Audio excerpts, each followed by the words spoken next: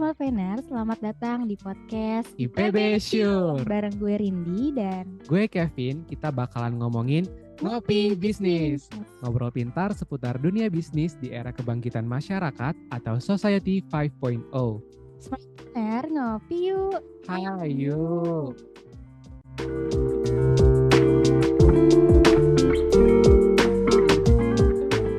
Ngomongin seputar Society 5.0 pastinya tidak terlepas dari teknologi, di mana pada era ini semua orang memenuhi kebutuhannya dengan bantuan teknologi yang sangat canggih. Kita sebagai generasi muda dan milenial bisa nih menggali kemajuan teknologi di zaman sekarang menjadi peluang bisnis. Nah, Smartpreneur yang mau mulai merintis bisnis dari awal boleh banget nih jadiin podcast kita buat jadi referensi teman-teman. Kalau Smartpreneur sadar, zaman sekarang udah banyak startup yang muncul di Indonesia. Kenapa bisa gitu ya? Yang pasti karena startup di Indonesia itu memiliki peluang bisnis yang besar di era Society 5.0. Bener banget tuh Smartpreneur, tapi nih ya walaupun udah banyak, kalau kita perhatiin lagi variasi bisnisnya tuh masih sedikit. Orang-orang lebih banyak berkecimpung di bisnis food and beverage, sementara untuk sektor-sektor lain kayak misalnya elektronik dan retail, terus investasi, itu masih belum banyak orang yang masuk ke situ. Iya Rin, jadi buat Smartpreneur coba deh gali lagi bisnis-bisnis yang bisa ngasih solusi buat permasalahan di masyarakat. Terus mulai deh bangun startup atau bisnis lokal di bidang selain F&B tadi. Bener banget Vin, ngomong-ngomong soal peluang bisnis nih ya, menurut lu apa aja sih peluang bisnis lain yang kira-kira prospeknya bagus di era ini? Oke Rin, kalau menurut gue ya bisnis yang bagus di era ini tuh jadi content creator. Contohnya aja, dengan lo bikin vlog tentang kegiatan lo sehari-hari, terus diupload ke berbagai platform, itu udah bisa jadi sumber cuan buat lo. Nggak cuman itu, content creator ini bisa juga jadi tonggak utama buat bisnis-bisnis yang udah mungkin lo bangun buat promosiin brand lo di berbagai platform. Bener banget sih Vin, apalagi di era ini hampir semua orang menggunakan media digital yang mana visualisasi ini benar-benar berpengaruh sehingga orang-orang bakal lebih seneng ngelihat konten-konten yang menarik. Iya Rin. Terus nih ya Vin, kalau misalnya kita ngomongin soal konten kreator, nah itu tuh erat banget kaitannya sama digital marketing. Kenapa? Karena ya salah satu pekerjaan di bidang digital marketing itu konten kreator. Terus lo tau gak sih kalau digital marketing itu semakin hari semakin banyak dibutuhin loh. Tahu dong Rin, Smartpreneur juga pasti tahu. Sebagian masyarakat itu udah pakai internet di kehidupan sehari-harinya.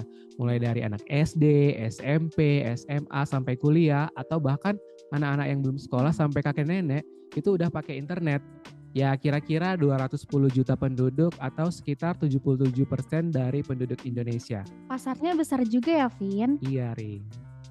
Berarti gak salah dong kalau digital marketing ini jadi pilihan utama para pelaku bisnis di era Society 5.0 karena ya penerimaan teknologi dan internet di masyarakat itu luas banget, terus juga bisa menjangkau para calon konsumennya lebih banyak dan lebih cepat juga.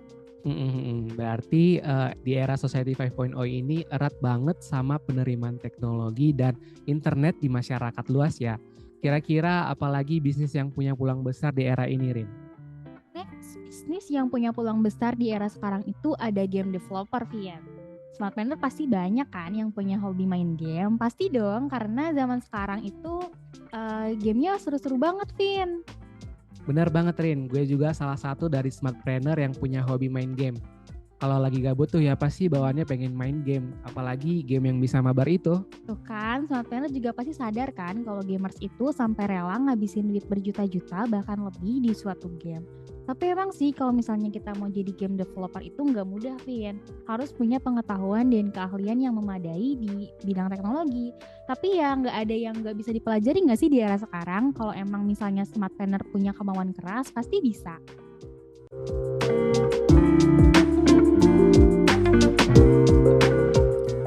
Smartpreneur, ngopi yuk. Hayu. Oke Smartpreneur, kita udah tahu nih beberapa bisnis yang punya peluang besar di era Society 5.0 ini. Smartpreneur pasti tertarik dong untuk merintis atau memulai bisnis baru.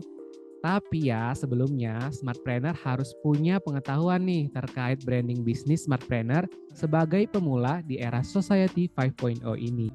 Iya nih, yang pertama Smart Planner harus tahu siapa audiensnya atau target market dari bisnis yang Smart Planner mau jalanin. Apakah anak kecil, remaja, cewek atau cowok, atau mungkin ibu-ibu atau bapak-bapak. Smart Planner harus petain benar-benar mulai dari usianya berapa, terus pekerjaannya apa, mereka sukanya ngapain. Nah dari situ nanti Smart Planner bisa bayangin produknya itu bakal fit sama konsumen atau enggak. Ya Rin, kalau target kita remaja nih ya, kita harus nyesuaiin kontennya biar kekinian, out of the box. Bahkan ya kalau kita bisa collab tuh sama influencer-influencer keren kayak BTS, EXO. Keren banget tuh kalau misalnya bisa collab sama BTS atau EXO. Produknya pasti auto viral. Iya Rin, ya tapi ya kalau targetnya ibu-ibu, ya kontennya juga harus disesuaikan lagi. Kasihnya konten-konten yang edukatif, terus banyak diskonnya. Kan ibu-ibu kan suka diskon ya. Iya sih bener. Terus Smart Planner nih intinya harus bisa menjawab kebutuhan dari target market. Supaya apa? Supaya bisnis Smart Planner ini bisa lebih sustainable. Benerin. Terus Smartpreneur juga harus tahu siapa kompetitor dari bisnis Smartpreneur, apa yang bikin orang tertarik ke kompetitor, dan cari tahu juga kelemahan kompetitor. Kalau kita udah tahu nih, kita bisa masuk ke celah yang kompetitor nggak punya, dan jadikan itu sebagai peluang buat bisnis kita. Smartpreneur bisa pakai konsep ATM, amati, tiru, modifikasi. Setuju, Vin. Berarti kita perlu cari nih keunikan si bisnisnya. Tapi ya emang harus tetap relevan dan ngasih value ke si target marketnya. Setelah itu nanti Smart Planner baru tuh bisa bangun brand identity. Kayak misalnya logo, terus visi misi brand. Dan dari situ juga baru bisa bikin strategi bisnisnya. Betul, Rin. Terus tadi kan kita udah tahu siapa target market kita, terus kompetitor. Sekarang kita juga harus tahu gimana gaya komunikasi yang tepat buat target market kita. Kalau target audiensnya remaja, kita sebaiknya pakai gaya komunikasi yang kekinian atau santuy. Bener, Vin. Selain perhatiin gaya komunikasi, Smart Planner juga perlu bikin journey branding. Termasuk juga berapa lama si journey ini akan berjalan. Journey branding? Emang apaan tuh journey branding? Journey branding tuh kayak misalnya lu nargetin berapa tahun brand lu mau dikenal. Misal di tahap perkenalan lu nargetin 3 tahun. Nah jadi di 3 tahun ini lu fokusin buat awareness produk lu dulu biar dikenal sama orang-orang. Mulai dari lingkungan terdekat dulu lah ya. Kayak misalnya teman, terus keluarga. Terus lu juga bisa tuh mulai bangun toko fisik atau bangun website. Tapi kan Rin, kalau website itu kan sebenarnya tergantung ya, karena gimana kebutuhan kita aja. Gimana target market kita itu misalnya punya lebih banyak gunain media sosial. Jadi kita fokusin aja di media sosial itu daripada website. Karena kan kita juga sebagai pemula pasti kesulitan dong buat bangun website. Iya sih Vin, intinya nih ya, kalau misalnya mau mulai bisnis itu bisa dimulai dari Search Engine Optimization atau SEO-nya dulu sih. Dan SEO ini tuh nggak selalu berhubungan sama website. Jadi misalnya nih ya, lu bayar media buat bikin rilis, buat bikin ulasan atau artikel, dan lu nanti masukin value dan statement dari brand lu itu. Terus ntar lu juga sampein brand lu itu bisa diakses di mana aja. Iya, Smartpreneur. Di samping itu juga kita perlu bikin timeline-nya. Kayak misalnya di minggu pertama kita jelasin A dari brand kita, minggu kedua B dari brand kita. Jadi terurut dan ada journey-nya gitu. Kenapa? Ya biar target pasar kita notice sama brand kita terus-terusan. Setuju sih, jadi sekali udah jalan journey dari brandingan kita itu, orang-orang jadi aware terhadap branding kita. Fase ini emang fokusnya perkenalan ya, Vin. Smart Planner juga bisa tuh buka segala kemungkinan buat kenalin brand dari Smart Planner. Misalnya nih bikin kelas gratis, terus collab sama expert, collab sama media atau influencer, terus Smart Planner juga bisa pasang iklan di tempat-tempat yang strategis. Pokoknya apa aja deh. Nah nanti di awal-awal emang sih harus berdarah-darah dulu di masa branding itu. Iya, benar. Terus biar branding bisnisnya maksimal, Smartpreneur tuh bisa nih manfaatin semua media platform yang ada termasuk e-commerce. Bener banget, Vin. Tapi ya, Vin, selain itu juga Smart Planner harus nyesuaiin konten sama platform yang digunain. Karena kan tiap platform itu beda audiensnya. Iya, Kayak benar. misalnya nih ya, e-commerce oranye sama e-commerce hijau kan beda juga audiensnya. Iya dong. Jadi pastiin nih konten yang Smart Planner bikin ini selain ngegambarin brand juga sesuai sama audiens yang ada di tiap platform. Oke, ternyata banyak juga ya Rin yang harus diperhatiin sama smartpreneur buat branding bisnisnya di era Society 5.0 ini. Iya Vin, dan ini tuh semua harus diperhatiin supaya apa? Supaya branding bisnis kita itu bisa maksimal di era ini. Oke, nggak kerasa banget ya kita udah bahas beberapa peluang bisnis dan branding bisnis bagi pemula di era Society 5.0. BTW nih Rin, suara lu jernih banget sih di sini.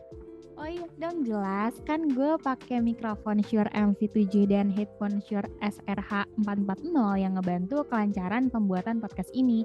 Dan lo tau gak sih, kalau mikrofon MV7 itu selain bisa menangkap suara dengan jelas dan detail, juga punya pilihan konektor yang memudahkan proses pembuatan podcast. Iya Rin, headphone Shure SRH 440 juga sangat nyaman digunakan dengan earpad yang empuk dan dapat membantu mengisolasi suara-suara bising dari luar. Oh, pantesan aja, Vin, hasilnya bagus.